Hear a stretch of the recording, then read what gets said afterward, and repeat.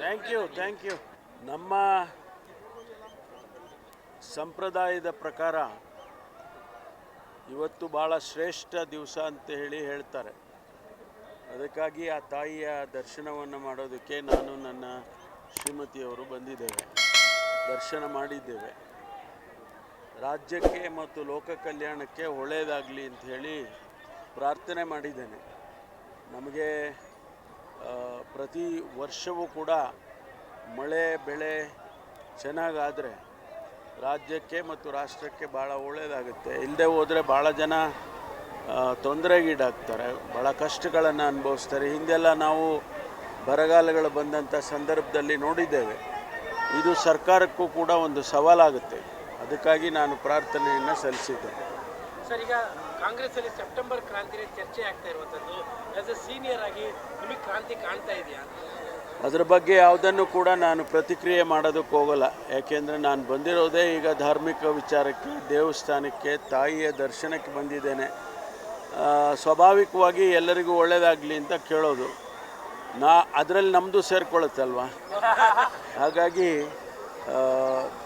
ರಾಜಕೀಯದ ವಿಚಾರಗಳನ್ನು ಇಲ್ಲಿ ಮಾತನಾಡೋದು ಅಷ್ಟೊಂದು ಸಮಂಜಸ ಅಲ್ಲ ಅಂತೇಳಿ ನನಗೆ ಅನಿಸುತ್ತೆ. ನಿಜವಾಗೂ ಇವತ್ತು ತಾವು ಗಮನಿಸಿದ್ದೀರ ಮೀಡಿಯಾದವರು, ನಿಮಗೆ ಮೊದಲು ಗೊತ್ತಾಗೋದು, ಇಲ್ಲೇ ಗೊತ್ತಾಗೋದು ಮೊದಲು ಅಂತ ನೀವು ಹಾಕ್ಕೊಂಡಿರ್ತೀರಲ್ಲ, ಹಾಗೆ ರಾಜಕೀಯದ ಬೆಳವಣಿಗೆಗಳು ಗಮನಿಸಿದ್ದೀರಿ. ಎಲ್ಲವೂ ಒಳ್ಳೆಯದಲ್ಲಿ ಸುಖಾಂತಿ ಆಗುತ್ತೆ ಅಂಥೇಳಿ ನನಗನ್ಸುತ್ತೆ. ಅವರು ಮೊದಲು ಹೇಳಿದ್ದಾರೆ, ಅಲ್ಲಿಗೆ ಎಲ್ಲವೂ ಕೂಡ ಒಂದು ರೀತಿಯಲ್ಲಿ ಕ್ಲಿಯರ್ ಆದಂಗೆ ಆಯ್ತಲ್ಲ ಅಂತ ಅವರು ಹೇಳಿದ್ದಾರೆ. ಅನುಭವ ಅದೆಲ್ಲ ಇಲ್ಲ. ನಮ್ಮಲ್ಲಿ ಹೈಕಮಾಂಡ್ ಅಂತ ಒಂದಿದೆ ಕಾಂಗ್ರೆಸ್ನಲ್ಲಿ. ನಮ್ಮಲ್ಲಿ ಮೊದಲಿಂದಲೂ ಕೂಡ ಹೈಕಮಾಂಡ್ ಅಂತ ಒಂದಿದೆ. ಏನೇ ನಿರ್ಧಾರ ಮಾಡಿದರೂ ಕೂಡ ಅವರೇ ಮಾಡ್ತಾರೆ. ಈಗ ಮುಖ್ಯಮಂತ್ರಿಗಳು ಈಗಾಗಲೇ ಹೇಳಿದ್ದಾರೆ, ನಂದಿಬೆಟ್ಟದಲ್ಲಿ ಭೋಗನಂದೇಶ್ವರ ದೇವಸ್ಥಾನದ ಮುಂದೆ ಅವತ್ತು ಹೇಳಿದರು. ಅವತ್ತು ನಾನು ಕೂಡ ಅವರ ಜೊತೆಯಲ್ಲೇ ಇದ್ದೆ. ನಾನು 5 ವರ್ಷವೂ ಕೂಡ ನಾನು ಆಡಳಿತ ಮಾಡ್ತೇನೆ ಎನ್ನುವಂಥ ಮಾತನ್ನು ಆಡಿದ್ದಾರೆ. ಇವತ್ತು ಮತ್ತೆ ಕ್ಲಾರಿಫೈ ಮಾಡಿದ್ದಾರೆ ನಿನ್ನೆ ದೆಹಲಿಯಲ್ಲಿ. ಹಾಗಾಗಿ ಒಳ್ಳೆಯ ಆಡಳಿತ, ನಾವು ಜನಪರವಾದ ಆಡಳಿತವನ್ನು ಕೊಡ್ತೇವೆ ಅಂಥೇಳಿ ನಾವು ಹೇಳ್ಕೊಂಡಿದ್ದೇವೆ ಚುನಾವಣೆ ಮೊದಲು. ಅದಕ್ಕಾಗಿ ಅದನ್ನು ಮಾಡ್ತಾ ಇದ್ದೇವೆ, ಮುಂದೆನೂ ಕೂಡ ಮಾಡ್ತೇವೆ.